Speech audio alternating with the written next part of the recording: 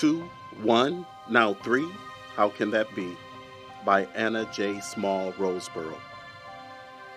They'd worked in the same building for years and often ate lunch together in the little cafe on the first floor. Lillian and Louis were getting on in years during a time when most women were married and mothers of 1 or 2 children by their 25th birthday. Lillian wanted to be married, but she was somewhat overweight and men in her circle seemed more attracted to her svelte co-workers. Lillian worked in an accounting office in one of the chain stores whose regional offices were on the 5th floor. She'd been there since graduating from her local community college, where her professor recommended Lillian do an internship in the office. The company hired Lillian, so she never went on to acquire a higher degree. She thoroughly enjoyed working with numbers and being an inside voice for people of color who sometimes were marginalized in terms of jobs in the company and grace for paying bills. Louis has spent years getting focused, training, honing his skills, and now led the building crew who kept the place in good repair. He, too, had gone to college, did well, and like Lillian, was hired by a company he'd worked for while a student in tech school across the state. When their office moved here, he came with them. As African Americans in their late 20s, both had solid careers but little chance of moving up in business for which they each worked. So they decided that they may as well get married and start a family. Maybe their children would be able to progress further up the ladder if their parents invested time and money in providing their children with a good home and a little more education. 17 years later, on a weekend when Louis and Lillian were home alone, planning to watch a movie together, Louis settled in his comfy recliner, turned to Lillian, and cleared his throat. Lillian? What is it, dear? She responded, setting the newspaper aside and looking at her husband of nearly 2 decades. His smooth, blue-black skin and short, kinky hair had become precious to her. Some friends asked how could she stand being married to someone so dark, and she'd respond, simple. I've come to care for him. He respects me and takes good care of me and the kids. Lillian! Yes. We have to talk. Sure. About what? The kids are fine. The twins won't be back till morning. They're on that sleepover with the girls in the gym's youth group at the church down the street. I'm really glad that the non-denominational Christian group is so close. I was in Pioneer Girls when I was their age, but they don't have one around here. The group is planning a big summer event for the 4th of July weekend. Can't wait to hear about it. But what's up? You look a little odd. Yeah, that's right. Alyssa and Elvira will really be stoked for that. Think they'll be twirling batons or playing their clarinets in a marching band? They may offer to set up some kind of stand to sell some of their weird artwork. And you know that Lou Jr. is going to be at the baseball camp till Sunday afternoon. You know I hate for him to miss his senior Sunday school class. But they're going to be scouts from the state college there. Louis may get a scholarship for college. Won't that be great? Yeah, I know, honey. So that's why I thought this will be a good time to talk. Louis's cell phone alerts him to a text message. He's on call this weekend and has to answer it. Yes, this is Mr. Robertson. What's up? Oh, that's no problem. Call Frank. He'll take care of that for you. Yeah? Really? Well, congratulations to the family. Gotta go now. Bye. He turns down the volume before putting the phone back on the table next to his chair. Lillian, He says a little louder than normal. we have to talk. This sounds serious, Lou. Something the matter? No, not really. I just decided to come clean with you. Clean about what? You keep this place nearly spotless as it is. There's seldom a day you're not sweeping off the porch or mopping the kitchen or the bathroom floors. I'm not kidding, Lillian. There's something you ought to know. Okay, Louis. My man, tell me. Lillian settled back in her chair and noted out the window that her neighbor was cutting the grass. She and Louis set pretty high standards for the neighbors, and few allowed their front yards to go too long without cutting, trimming, or watering. I want to move upstairs with Claude. With Claude? Why would you want to move up there? I'm in love with him. and we thought it was time to tell you. Wait a minute. You're in love with Claude. How can that be? You're married to me. We have a family. When did this happen? Now it's Lillian's phone disrupting their supposed quiet evening at home. She picks up her phone and sees it's her sister, Glendella. Could be important, so she answers. Yes, sis. Can't this wait? I'm busy now. What? Really? That's no big deal, huh? Okay, let me step in the kitchen. Louis is setting up for a movie for us to watch. Say, Louis, I'll be right back.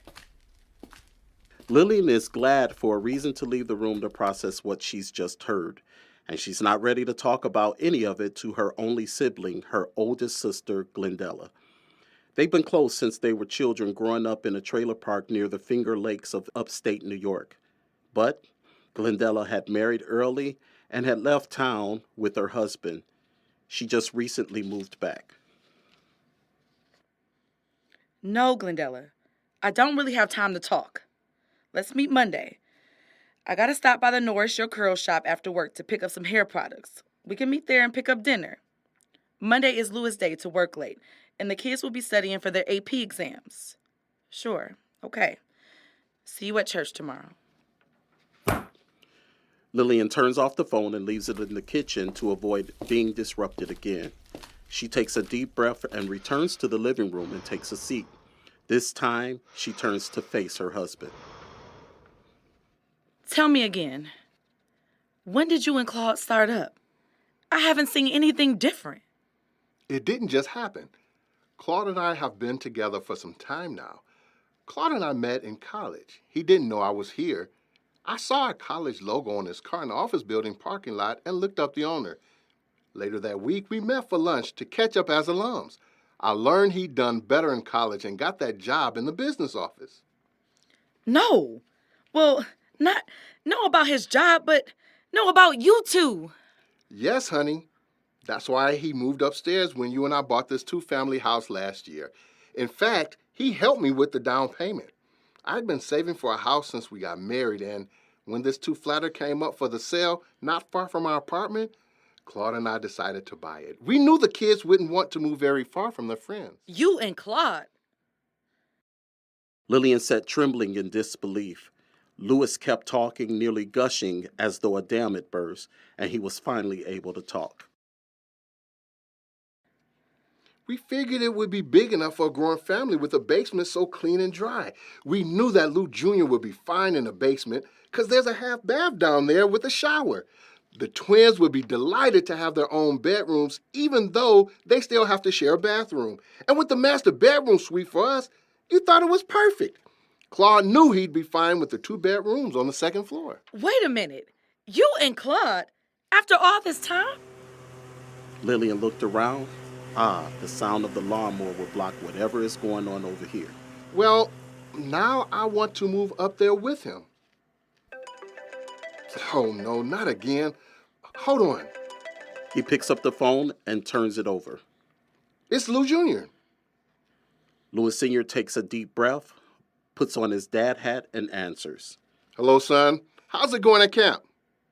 He did. That's great. I'll tell your mom. Yeah, she's right here. We plan to watch a movie tonight. With all you kids gone, we can do some grown-up stuff. No, not that. Cut it out. The father grins and shoots a smirk over to his wife with the "if only he knew" look on his face. Well, Junior, gotta go. You take care now, okay? I'll see you tomorrow evening. Louis clicks off the phone and this time holds it up to show Lillian that he's turning the sound off completely. They have stuff to talk about and don't need to be disturbed. Lillian had leaned forward when she heard the call was from her son, but leaned back when she realized he was calling to share good news. The scout from State College had pulled Lou Jr. aside for a quickie interview. Apparently, the scout has promised to contact the family during the summer. The son is finishing his junior year in high school, and all are hoping he gets a sports scholarship to go to their state college. But now, Lillian jerks nearly out of her chair when her husband declares, Lillian, I'm bisexual. I've known I'm gay since I was a teenager. But with my job, I couldn't be open about it. My guys wouldn't work for me like they do. Yeah, but you married me. She leaned forward, shaking her head. Yes, I married you because I like you as a person and I wanted to have children. I can't have children with Claude. He understood. Louis leaned forward, trying to make eye contact, hoping she'd understand. He understood. You mean you talked to Claude about marrying me? And now this? Is that why you've been spending so much more time with him this past year or so?